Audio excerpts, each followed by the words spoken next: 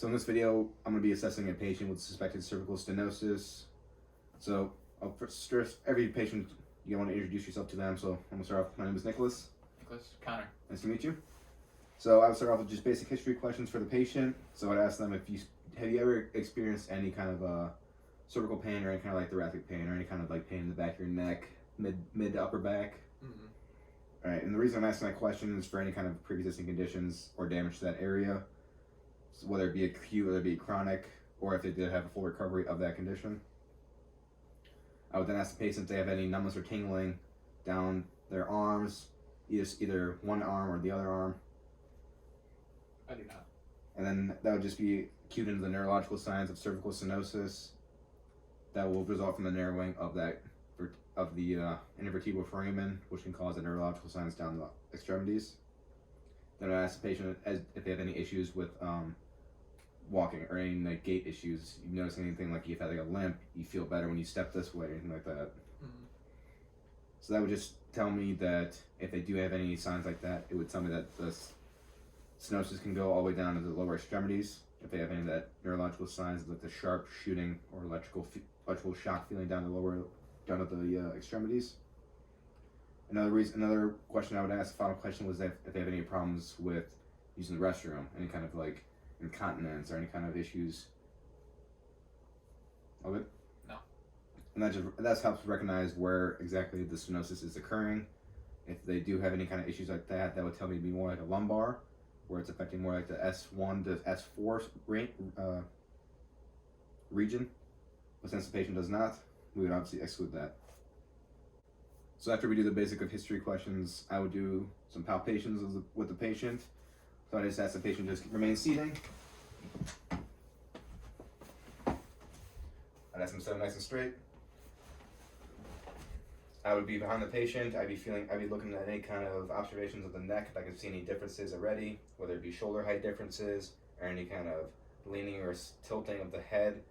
I would just be palpating the cervical region, finding that spinous process of that C1, working my way down, all the way down to C7, C8, and T1. Feeling on the transverse process, seeing if there's any kind of laxity or movement, or any kind of hypo or hypermobility with that. I'll just be asking the patient if you're experiencing any pain as I'm palpating down. So are you feeling any pain? No. Good. Alright, so the biggest thing is when you're looking for this, looking for those bony landmarks, the spinous process, transverse process, for any kind of moving, hypomobility, hypermobility.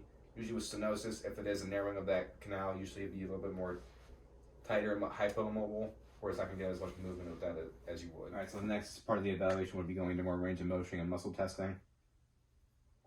So one of the key things you can test for cervical stenosis is called the finger escape sign. So I would ask the patient to hold their hand up.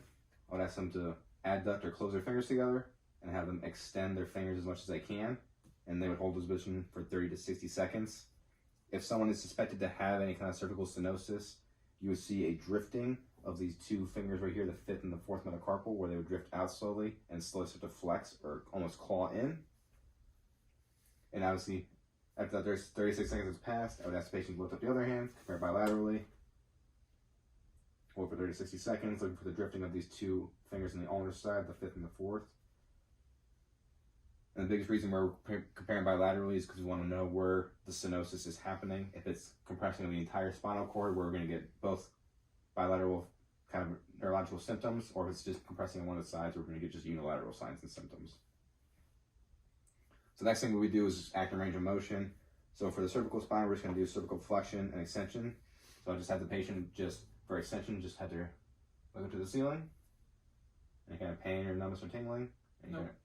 Alright. Look back at me. Then have them just tuck their chin to the chest.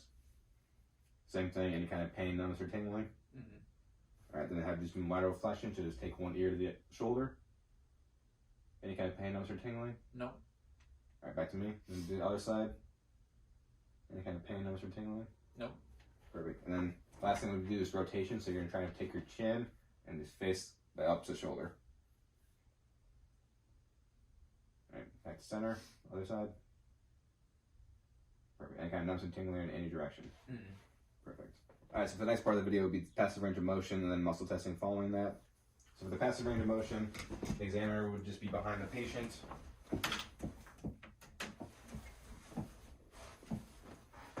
And then we'll just be behind the patient. And for the first one we're going to do is just rotation of the head. So all we're going to do is hands on both temporal bones. I'm just going to rotate the head to the side. Back to center, rotate the one to the other side. Back to center, asking the patient if they experience any kind of pain, numbness, or tingling. I did not. Alright. So after that, we would obviously, basically that's the only one we can do seated. We would go on to muscle testing after this as well, which we're going to jump to muscle testing where I would test for lateral flexion.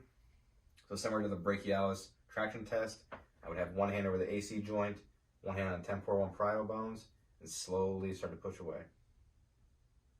Looking for any kind of pain, numbness, or tingling in the side where the head is going towards.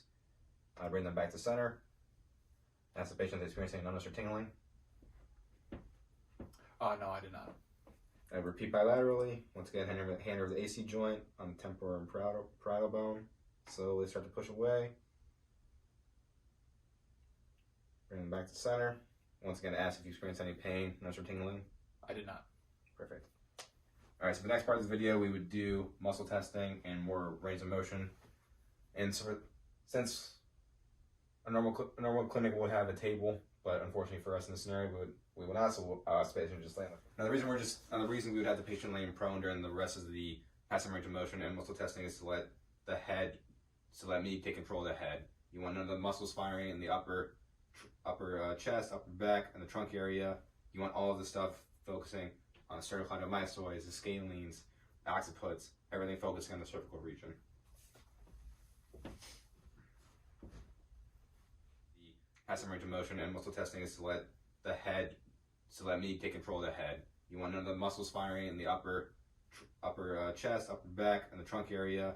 You want all of the stuff focusing on the sternocleidomystoids, the scalenes, occipits, everything focusing on the cervical region. All right, so for the rest of the passive range of motion, I would take control of the head, putting your hands underneath the occiput, and I would do lateral flexion of one side, having the patient nice and relaxed, bring it back to center, ask if they experience any numbness, tingling, pain down one side of the body. I did not. Then we do the other side, bring it back to center, then I would ask the patient to experience any numbness, tingling down the outside of the body. I did not. Perfect.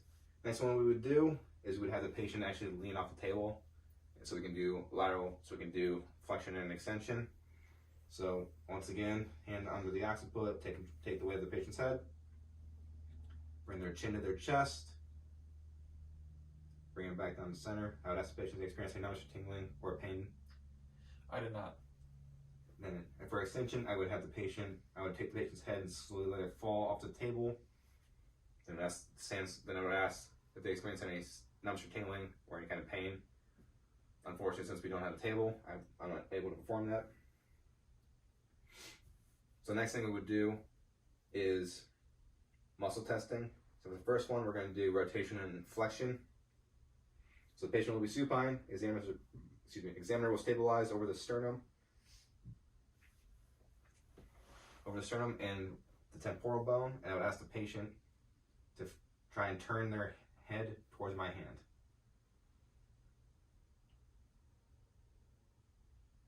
All right, relax. I would ask the patient to experience any symptoms of neurological, any kind of numbness or tingling, or any kind of pain. I did not. All right, so once again, I do this bilaterally as well. Have the patient look towards my hand. All right, you can relax. Once again, asking if they experience any numbness or tingling or any kind of pain. I did not. Perfect. So next thing we ask the patient to do is that it has them flex try and put their put their chin to their chest, and have them hold that position. So, and I would just keep my hand underneath their occiput, waiting for them to slowly fall down. So now this is testing the longus capitis, the longus colli, rectus capitis, anterior and lateralis. And I would have the patient hold this position for 3 to 5 minutes, and if they ever fall down to my hand, that would indicate weakness in this area. So you can relax. All right, so for this portion of the video, we'll be doing the neurological assessment. So we'll start off with just the cervical plexus and the brachial plexus, going through all the dermatomes, myotomes, and the deep tent reflexes. We'll also be looking at the peripheral nerves as well, such as the auxiliary nerve, the musculocutaneous, median, radial, and ulnar nerve as well. So the first thing we run through is just the dermatomes. So for C1 to C4, for the cervical plexus, we would do C1, C2, C3, and C4, which are going to be at the top of the head. For C1 and C2, so once again, I'll just let the patients know, this is dull, this is sharp. So let the patient shut their eyes. Sharp. Dull. Dull. Sharp. Ready to open your eyes. So for C3, it'd be the lateral side of the neck, and C4 would be from the base of the neck all the way down to the acromion process. So once again, have the patient shut their eyes. Sharp. Sharp. Dull. Sharp. Dull. Sharp. Okay, you can open your eyes. All right, now for the myotomes of the cervical plexus, C1 and C2 are both neck flexion. So I just have the patient just take their chin to their chest and back up. Then for C3, it'd be lateral flexion, so I have them bend to one side. I take the ear to the other shoulder, and back to center. And for C4, shoulder elevation, so I just have them shrug their shoulders up, and then back down. Good. All right, and for the brachial plexus, it'd be C5 through T1. So C5, the sensory, will be the lateral aspect of the shoulder. So I have the patient shut their eyes again. I'd have them look the opposite direction. I tell them again, once again, this is dull, this is sharp. So tell me what you feel. Sharp. Dull. Good. All right, you can open your eyes. Once again, I would compare bilaterally, so we can determine which side the stenosis is on. C6 is the lateral forearm via the antebrachial cutaneous nerve. So I would just have the patient just rest their hand on their knee. Or just other side right there. Yep. Once again, sharp and dull. I'd have them close their eyes, facing their direction. Just tell me what you feel. Sharp. Dull. Good. All right, you can open your eyes. Once again, I would be comparing bilaterally. And then C7 is the palmar aspect of the third digit distal end. So I'd have them just flip their hand up. I'd have them shut their eyes, look away. Just tell me what you feel. Sharp. Dull. All right, good. You open your eyes. Once again, compare bilaterally. C8 will be the medial palmar surface of the hand via the antebrachial cutaneous nerve. So the patient just rests their hand. I'd have them shut their eyes. Face yeah, look the other way. Just tell me what you feel. Sharp. Sharp. Good. All right, you can open your eyes. Once again, compare bilaterally. Then we go on to T1, which is the medial arm via the brachiocutaneous nerve. So once again, have the patient shut their eyes, look the opposite direction. Just tell me what you feel. Sharp. Dull. Good. All right, next we move on to the myotome aspect of this. So for the C5, it'd be the abduction of the shoulders. So I'd have the patient just have their arms out and just extend them out. And back down. Good. For C6, it'd be the elbow flexion, so have them flex their arm. And then wrist extension, and just have the wrist out. Once again, have them compare bilaterally. C7 would be elbow extension, so just have your arm out. Wrist flexion, and finger extension. Good. Once again, compare bilaterally.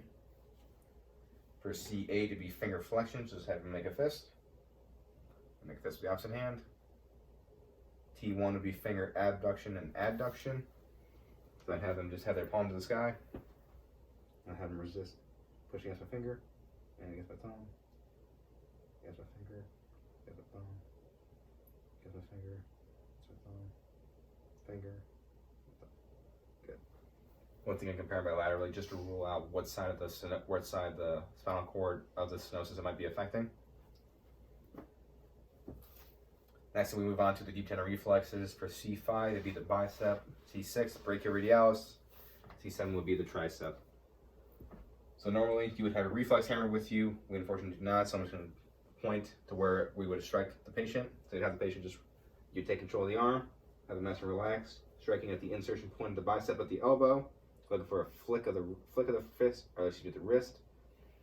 Then we move on to the brachioradialis, which is the inside of that, hitting at this spot where my thumb's at, a little bit below where the elbow's at, a little bit below the medial epicondyle.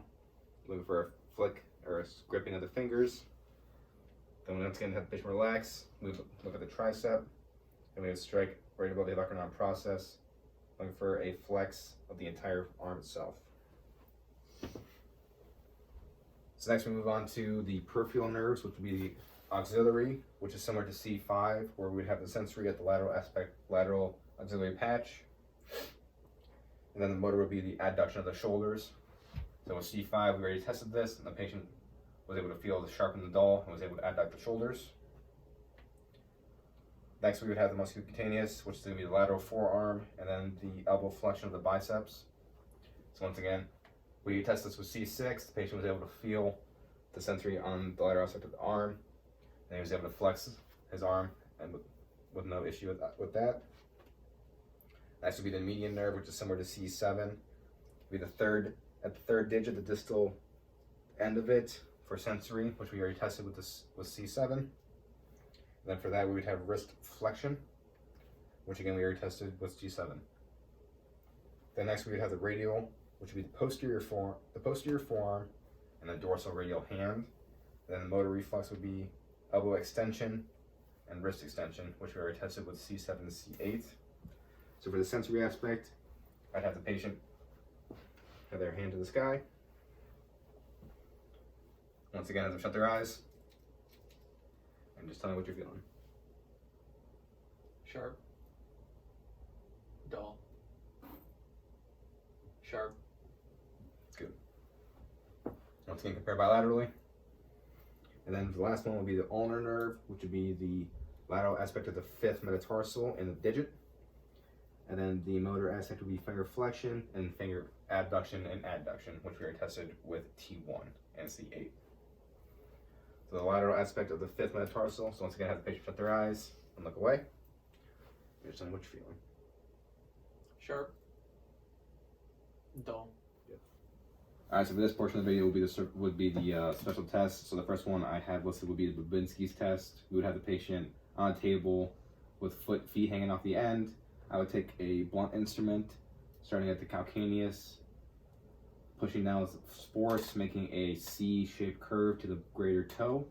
Looking for a positive sign of this would be great toe extends and the other splay out. And this would rule out cervical stenosis and put in place upper motor neuron lesion. The next would be the cervical compression and distraction test,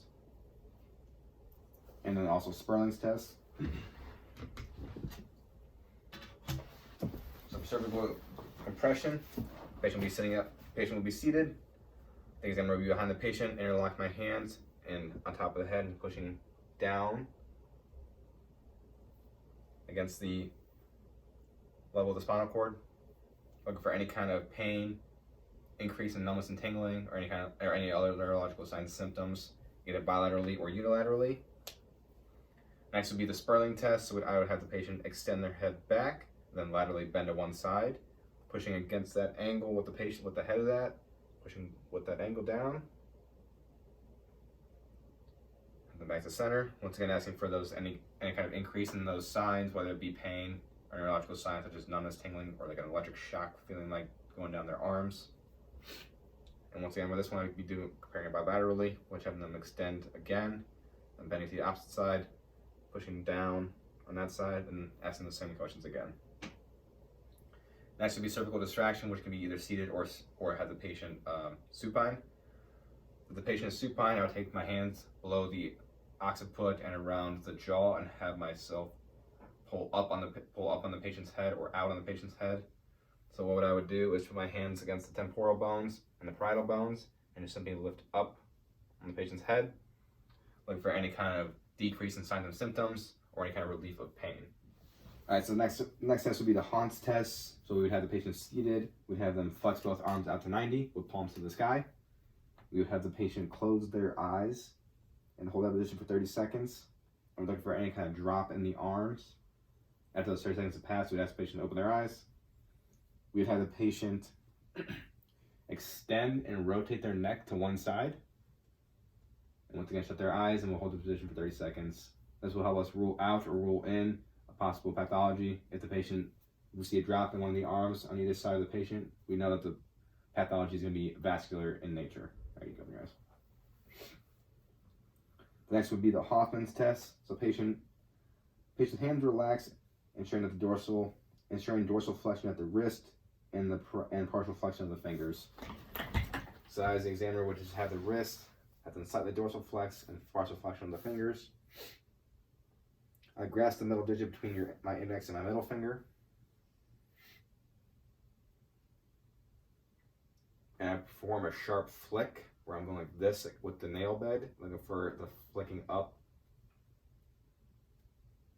of that finger back to normal, back to that position. A positive would be the finger flexing even more and not being able to extend back out and return to that flexion state, and adduction of the thumb and flexion of the index finger. This would help rule in stenosis because of the stenosis of the neural frame and affecting the motor neurons going to the hand. All right, so next test would be the Allen's test, which is for thoracic outlook syndrome. So for this one, I would first check the radial pulse, making sure I can find that. I feel it beating nice and strong. Next, I would have the patient abduct their arm to 90. I'd have them flex their elbow to 90 and have their palm facing them, and I'd have the patient look away from it. While they're doing this, I'm got my hand on the radial pulse, checking for any kind of diminished or absence in the pulse. All right, relax. After some time has passed, this will just help rule in thoracic outlet syndrome and help rule out possible stenosis.